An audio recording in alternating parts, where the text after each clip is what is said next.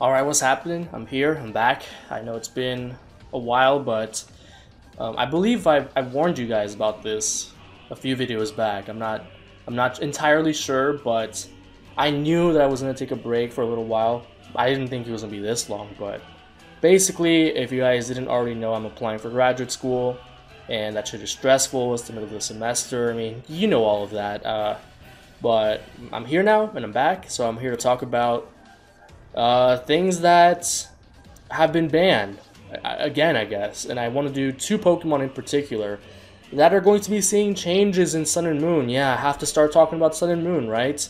So the first one is kind of quick. Ash Greninja. People have been talking about this Pokemon because one of the main things that made Greninja broken is not going to be available for this version of Greninja, which is Battle Bond. Well, I mean, Protean is what made regular Greninja broken, but you have to use Battle Bond in order to make your normal Greninja turn into Ash Greninja, but that doesn't matter because the ridiculous stat boosts that Ash Greninja gets make up for anything that Protean could provide.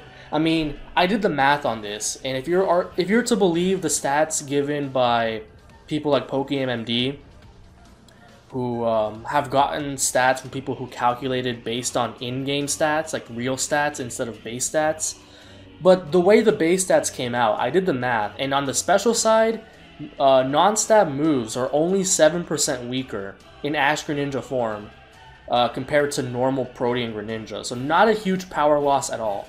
And stab moves, Water Dark moves, are even stronger because it goes up to like 153 special attack. That's fucking nuts. That's like Mewtwo. That's literally Mewtwo. And it gets faster too. It goes up to 132 speed, which gives it a leg up on the 125 tier and 130, which, I mean, to be fair, there's not a lot of Pokemon in that speed tier in OU. Like, most of the really fast Pokemon that Greninja competes with are in like 135 and even 150.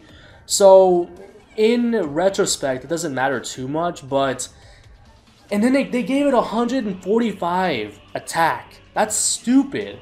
I think that makes non-stab moves even stronger than normal Protean Greninja, which only has 95 attack.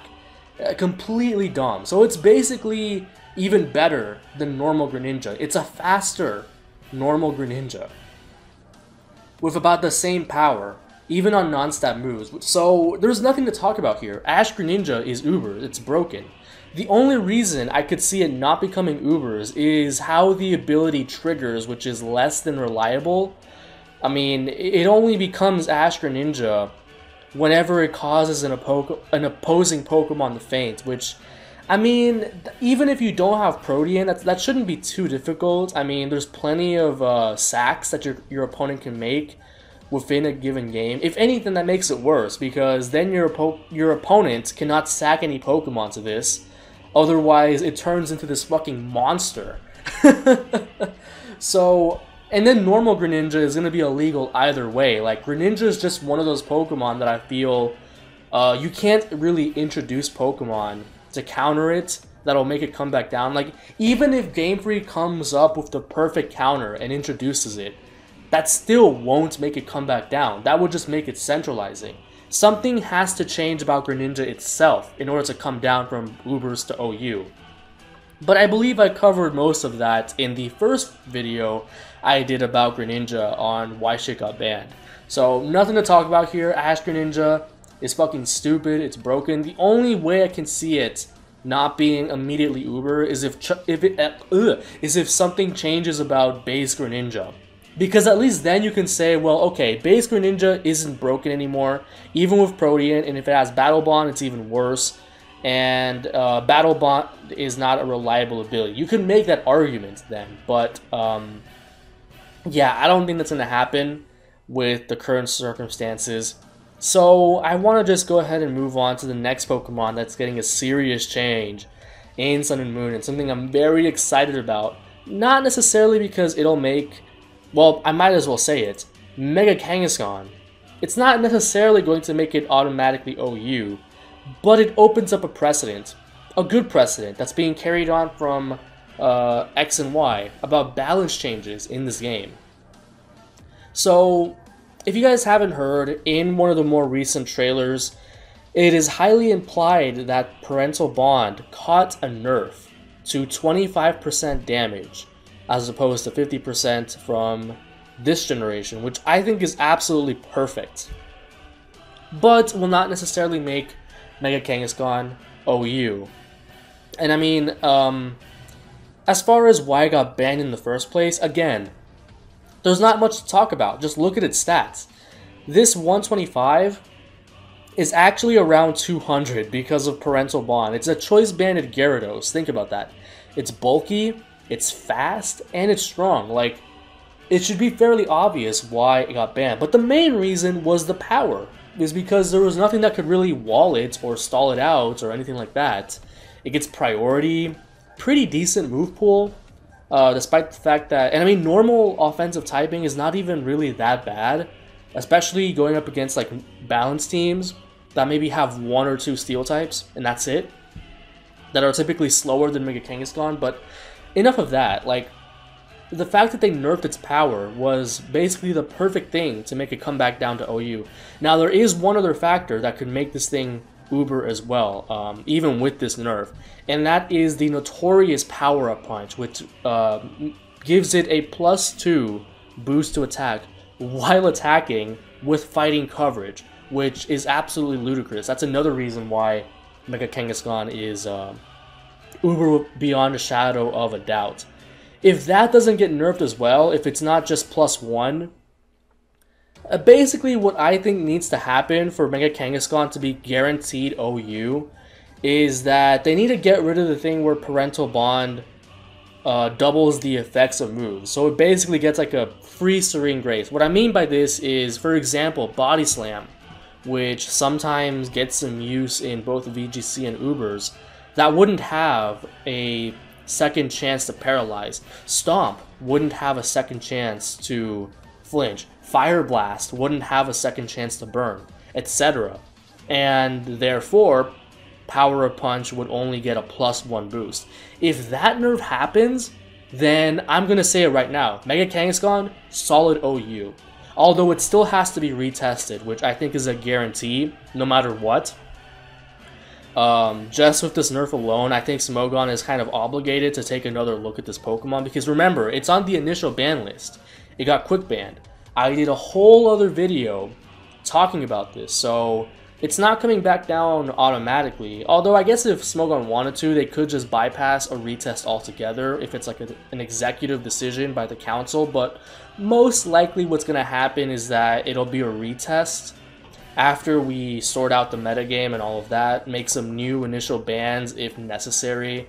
I prognosticate that this will be one of the first retests, which is kind of unusual because typically at the beginning of a generation, things are tested to go up to Ubers, but now I think this is a guaranteed test from the beginning to go back down to OU. But it's going to be dependent on the impact Power Up Punch has. Now that the power is not so ridiculous, especially compared to other Megas like Medicham, but it has other issues that Mega Kangaskhan really doesn't, such as Power Up Punch. I mean, Medicham's not really a Pokemon that sets up, it's just a wall breaker, whereas Mega Kangaskhan is a sweeper on top of a wall breaker. But I think this is a great change. A lot of it was inspired by VGC, so hopefully that we'll see. Another nerf I'm looking forward to is if they're basing this off of VGC, will Landorus T get a nerf in some way or fashion? I'm very curious about that. Maybe we'll see a nerf to Garchomp, which I actually kind of doubt it because Garchomp was really only dominant in one VGC format recently in 6th gen, whereas Kangaskhan kind of dominated all of them.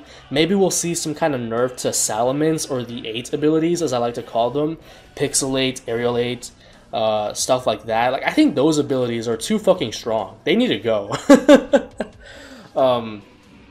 I think it's a very realistic, or I could see it happening is what I'm saying, from Game Freak to nerf those kinds of abilities in general as a whole.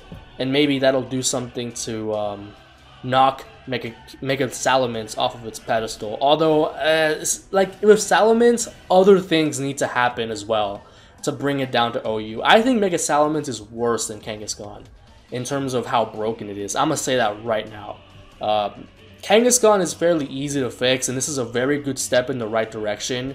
If people wanted to see it come back to OU for some reason, I mean, I wouldn't be opposed to it. Where the necessary steps in order, like if this nerf is legit, which is all but confirmed, and also if Power Up Punch doesn't give it +2 anymore. Yeah, if those two things happen, then I really can't argue against OU Mega Kangaskhan anymore.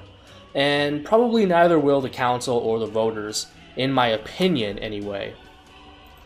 It's just a very good precedent because a lot of the balance changes from Gen 6, besides like the fairy typing introduction, I feel like we're sort of lackluster. Like basically all Game Freak did was give a few Pokemon base stat boosts, like 10 points extra in base stats, and I felt like a lot of the balance changes that especially on Gen 1 Pokemon that Game Freak wanted to have an impact, didn't really have the impact that they thought it would. Like they gave Nidoking like a +10 boost to attack. Like what the fuck? Like that didn't change anything about Nidoking to make it any stronger. They gave Raichu a +10 boost in speed. Like I guess that was okay, but no. It doesn't even compare to like all the power creep that was introduced in Gen 6. And the fact that they're rolling back on some of this stuff now with Mega Kangaskhan makes me hopeful for other Pokemon to perhaps get a balance change. Pokemon like Aegislash maybe, even Mega Mawile, possibly, I don't know. I was gonna say Metachamp, but that thing's not, it's not really broken, but it is a little bit frustrating to fight against. But yeah, that's really all I had to say about this. Since Sun and Moon is getting closer and closer, and I don't feel like I can ignore it, even if I don't want to become obnoxious with the news, because I know a lot of other YouTubers. I'm not saying it's a bad thing to cover the Sun and Moon news, but I just don't feel like I would be providing anything new of substance that other people haven't already covered by just covering the news. I'd rather do stuff like this, stuff that less people are talking about, I suppose. Talking specifically about Smogon tiers and whatnot. So that's all I have to say. Thank you for continuing to support this channel, and I will see you guys next time, whenever that is. I'm not going to guarantee daily uploads or even close to that just yet, but just know I'm alive and I'm trying when I can. Like I haven't even played the demo for Sun and Moon. That's how you know I'm fucking busy. I haven't played that shit at all. I've downloaded it, and that's just about it. I haven't streamed. I mean, none of that. I would have uploaded the DS3 streams. Like, I did finish that game on stream, but I didn't want to bombard you guys with that lately because I didn't want to just bombard you guys with Dark Souls 3 and no Pokemon whatsoever. So I decided, okay, I'm just not going to upload anything until I'm ready to come back formally and do Pokemon again. Otherwise, people are going to be like unsubscribing and shit like that. So yeah, that's all I wanted to say. And okay, I'm gone this time for real.